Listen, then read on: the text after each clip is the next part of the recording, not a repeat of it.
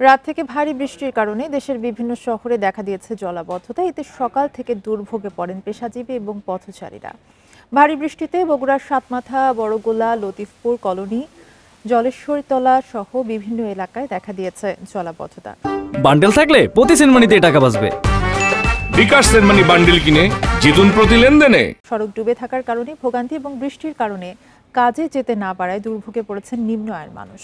এদিকে হঠাৎ ভারী বৃষ্টিতে নোয়াখালী নিচু এলাকায় জলাবদ্ধতা দেখা দিয়েছে। বিভিন্ন সড়কে পানি জমে থাকায় চলাচলে ভোগান্তিতে পড়েছেন সাধারণ মানুষ। শুক্রবার পর্যন্ত সারা দেশেই বৃষ্টির পূর্বাভাস দিয়েছে আবহাওয়া অফিস। আজকে দেখতেছি সাতমাথায় এখানে প্রচন্ড পানি জমে আছে, যা এখন সাধারণ মানুষ একটু এর ভুক্তভোগী হচ্ছে। খিদের তাড়নে বাড়াচ্ছে, যেটাই হয় যারা দূর দূরান্ত যায় একটু ভাড়া ধরে দেয়, তাছাড়া তো লোকজনই কম।